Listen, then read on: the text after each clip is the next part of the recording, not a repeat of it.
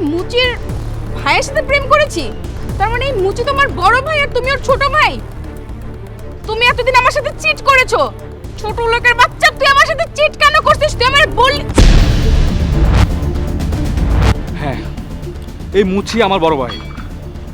এই মুচি আমার বাবা মা মারা যাওয়ার পর থেকে আমাকে এই ছোট্ট থেকে বড় করেছে। আর তুমি তার গায়ে হাত তুলছো? মোটেও তুমি কাজটা ঠিক করো নি।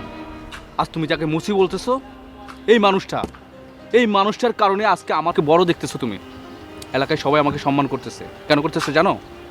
কারণ এই মুচি আমাকে লেখাপড়া করিয়ে অনেক বড় করেছে।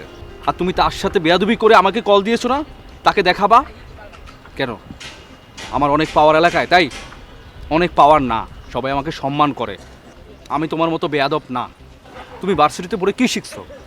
মানুষকে সম্মান করতে জানো না? আমার ভাই তো ঠিকই বলেছে, তার কাজ শেষ হলে তোমার কাজ করে দেবে, কিন্তু তোমার দেরি সহ্য হচ্ছে না। আরে ভাই, ডিসিপ্লিন মানতে হবে সব জায়গায়। আমার ভাই আমাকে সুশিক্ষায় শিক্ষিত করেছে। আর মুসির কাজ করতে হবে না, আমি চাকরি পেয়েছি। আমার ভাই আজকের পর আর মুসির কাজ করবে না। আর তুই একটা বেয়াদব মেয়ে, তুই আমার ভাইয়ের গায়ে হাত তুলছো। আজকের পর আমার আর রিলেশন থাকতে পারে না, এখানেই ব্রেকআপ। তুমি এরকম বলো না প্লিজ, আমার না ভুল হয়ে গেছে। ভাইয়া আই এম সরি ভাইয়া, আপনি আমাকে ক্ষমা করে দেন। আসলে আমি বুঝতে পারিনি, আমি খারাপ ব্যবহারটা করতাম না ভাইয়া।